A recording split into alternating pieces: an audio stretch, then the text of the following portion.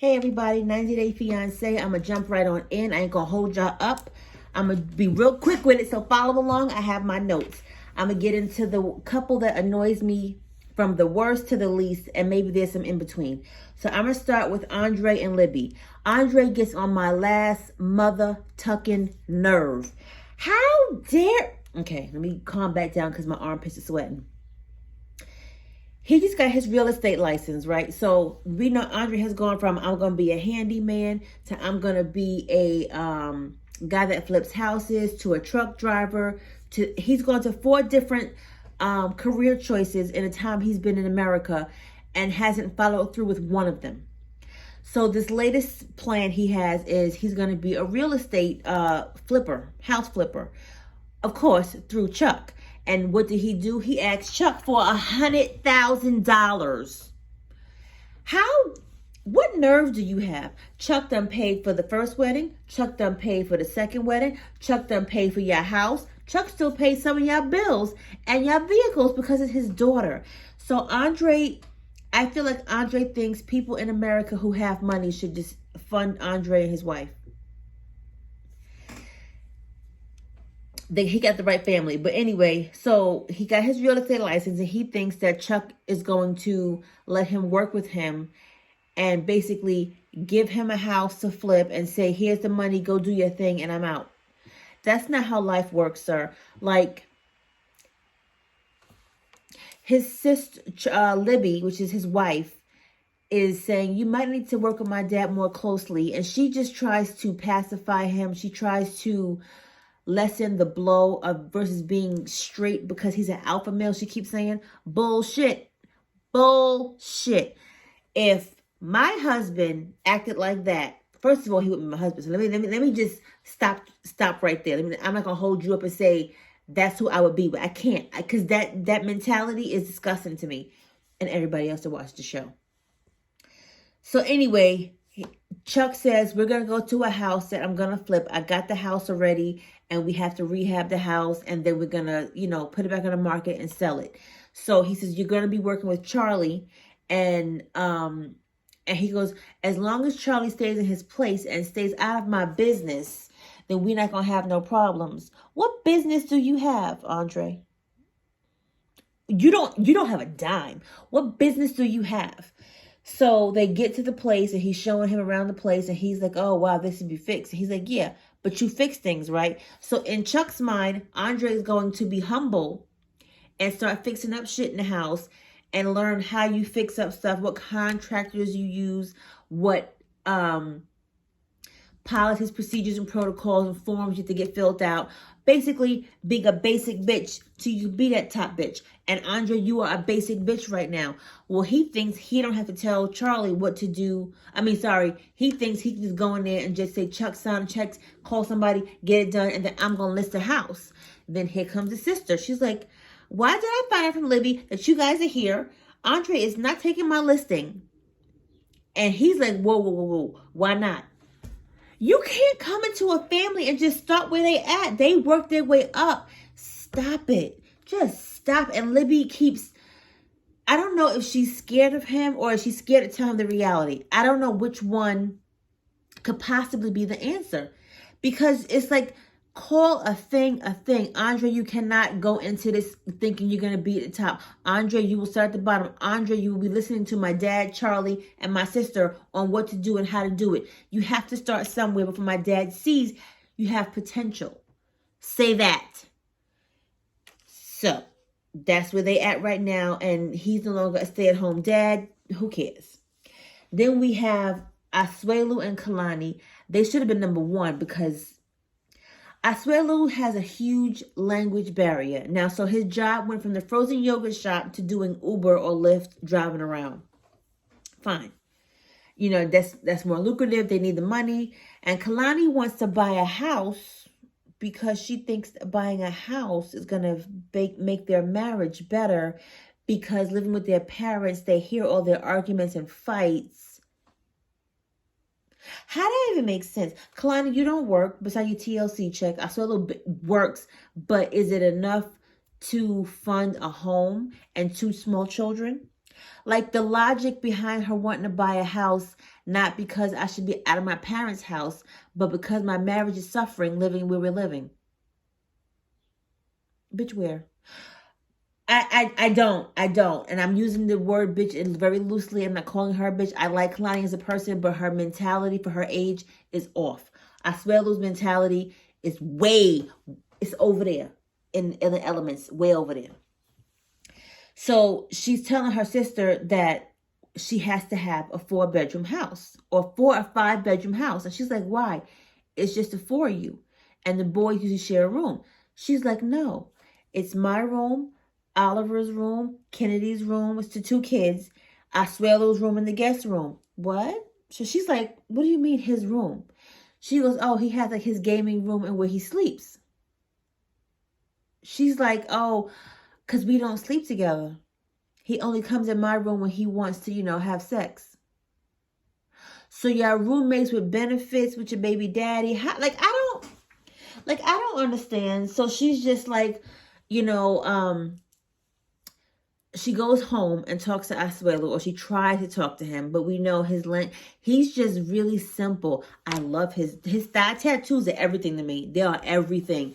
But she goes home and tries to talk to him, and I don't know why she tries, because he doesn't understand it. And I wish that either she could speak the language or get like a translator to maybe help her in these situations, because he doesn't understand, and you're trying to make it make sense and it doesn't make sense to him, or it doesn't translate properly to him. And I think that's why you guys are fighting the most.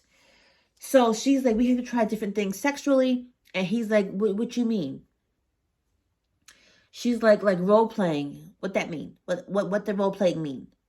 So she's trying, like I'm like the sexy nurse and you're the doctor. That's stupid. What that mean? And he just does not understand. So she's like, no, well, I'm this. And she's trying so hard. He goes, oh, so like you're Wonder Woman and I'm Hulk. She's like, what? But in his mind, that makes sense. To her, it doesn't make sense. And she says, it's weird watching other people watch other people. And I'm like, what the fuck does that mean? What does that mean? I don't have the patience for that kind of stupidity in my life. I don't have it. I don't know how she has it all these years. But I feel like she is staying because they are married and she wants to make it work. And she said in Samoan culture, when you get married, that's it. So the man can do whatever, the wife can do whatever, but y'all still gonna be married at the end of the day. And I think that's why he doesn't put forth that much effort, and that's why she doesn't push back, because she knows how the culture is. But y'all in America, did this shit right here that y'all doing? So she tries to explain again. She goes, well, maybe we can do she goes, what I'm saying a role play is, remember how I met you as a kayak boy and I was like an older woman and how we met? He goes, yeah, I took your virginity. No, that's not what she's saying. But he goes, yeah, be same people and we together and I lose and my ding dong here. And I'm like, what the? Yo, I can't. I tried, but I can't. So he's folding clothes and she's just like, I want to just get back to where we were. Like when,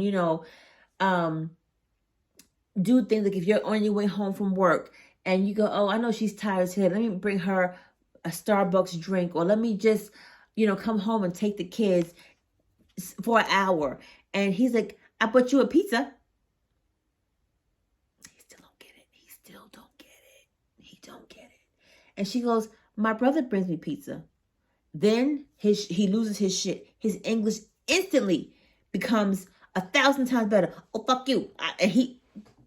Now you can speak the language? So you can only curse in English, but you can't speak complete sentences in English. Is that how that works? Maybe the curses are the same in Samoan culture as it is in English. Like, I don't even know. I don't know. And he gets pissed and he stands up and he gets in her face. You better back. I love my husband all day long, but don't walk up on me when you trying to be aggressive and in my face and like you trying to, this is personal space. Don't walk up on me. Don't walk up on me like you going to do something and you with the threatening tone. Listen, everybody loves their person and that's who you with. And she's annoyed and she's like, I just want to be romanced again. and he still don't get it. And she's like, well, divorce is my next option because I cannot take him anymore. And it's annoying to me. I feel like I'm in a relationship by myself. He doesn't get it. He still thinks everything is cool. And she starts crying, and he's like, oh, stop crying. You're so annoying. She goes, it's my feelings. And he doesn't give a damn. Yet again. Angela and Michael. Angela goes in for her surgery. She's having a gastric sleeve done where they cut, I think it's 80% of your stomach. And then she's going to have to get a boob lift, they said, because when she starts losing weight, it's going to look off for her to have these big boobs and then like no stomach. So Michael still doesn't want her to do it. The Nigerian doctor, she is in, like, she keeps looking at him like, because he looks like Michael a little bit. But then I found out that this man was like a gigolo, and he cheated on his wife. He got like 5, 6 kids somewhere else. But I'm about my business because that's what the people say, allegedly. Jovi and Yara, they talk about the new baby, Mila. Yara holds this baby all the time. I had a baby, and I made it a full-on point to not hold my son all the time. I loved him. My son, when he was a baby, oh my gosh, like I would be on his face.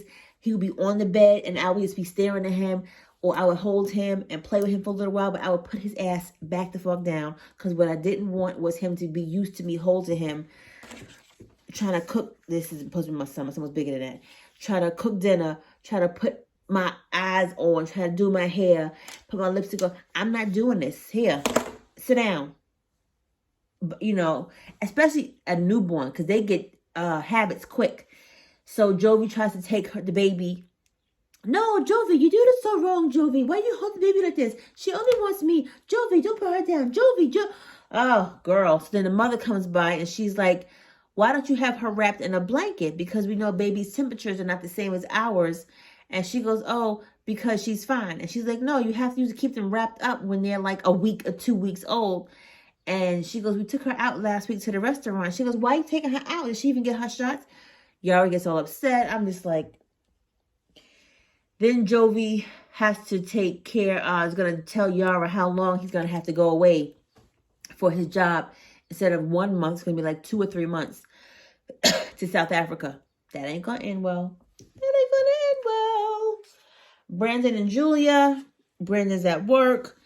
And Julia wants to be a wedding planner, and she wants to try and find a job in the industry. And she goes, I had so many different jobs when I was in the Ukraine. I can do this now. So she goes to this wedding boutique in, I think it was Petersburg. And she's like, her English is not great. Let's just start with that. Her English is still terrible. So she goes to the lady without Brandon for the first time, because she hasn't, everywhere she's gone with Brandon. So she doesn't have a translator to help her understand. So the woman was saying, you have to get to networking and get to know some more people, not just your immediate family, and branch out so you can be noticed and known.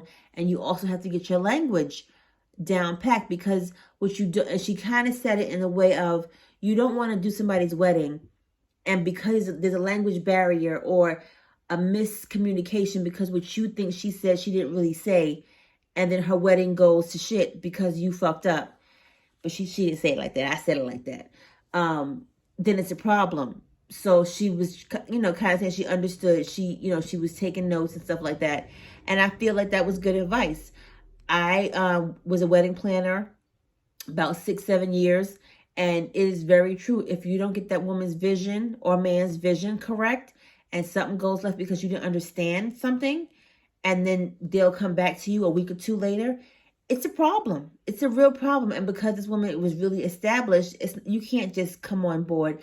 I feel like Julia should have said, can I come with you and your team to a couple of weddings and shadow you? I don't want to get paid, but can I shadow you so I can watch the steps leading up to, so I can see what I can do? Or can I come to help at no cost to you?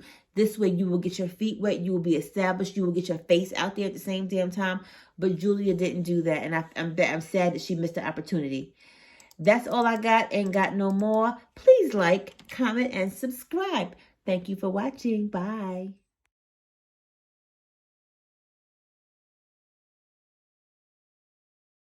I forgot about 2 people, y'all. Excuse me. Tiffany and Ronald. So we know Tiffany and Ronald got married. He's still in South Africa because they're waiting on his visa. And Tiffany and her daughter that she had with him and her youngest son are still living in the States. And I don't understand their relationship at all because Ronald is a jackass. Ronald decided he was going to get a part-time job. You got a whole family. You call her son your son, and your daughter is your daughter. But you got 2 full kids and a wife, and you don't got a real job. So he's like, why did you cancel your ticket to come here? She goes, I'm tired of paying for the ticket to go across the country with 2 kids to see you when you can do the same for me. He goes, well, I got a part-time job. Now, I don't know if he can't get a real job because of his background, with gambling, or I don't know. But don't be mad at her. Why are you mad at her? Why are you mad at her? Why are you mad at her? So she's just like, I'm not going to keep doing this. Like, you have to help me out. And he's like, well, I'm trying with my part-time job. He's still with his part-time job bullshit. So the final scene is she's telling him, I want to be so happy for you, but I can't because you're a 30-something year old man and working is a regular thing. It's nothing fantastic. I'm not right home about it. It's nothing to actually pat you on the back for doing what you're supposed to do, which I agree. High five, Tiffany. And then they show us a snippet from next week where he's telling the boy, her son, is saying, what happens if you don't get your visa? And he's like, oh, don't worry about it. You guys will come over here to live. And he's like, no, we're not. He don't want to move over there. It's not safe where he lives. They can't afford to live over there. And how dare you tell her where she's moving with her 2 kids where it's not safe and you don't have a real job. Like, she has a full job here and she can afford her lifestyle. She can't afford her lifestyle over there or nothing, start from scratch, and you work in a part-time job. He's real arrogant. I don't think I care for him too much. Natalie and Mike, Natalie is still aggressive, overbearing, just too much for no reason. Mike ain't here for it. She's just like, well, what did she say? She tries to call Mike's mother out, like, why she call me a hooker? I don't want to be around your friends. She's very negative. Like, she wants to isolate Mike. Mike don't give a shit one way or another. His attitude and personality is very much so like, yeah, whatever. Yeah, all right. And so I don't know how they're going to work out, but they got married and they're trying to figure it out. That's all I got, y'all, because they was just 2 I forgots.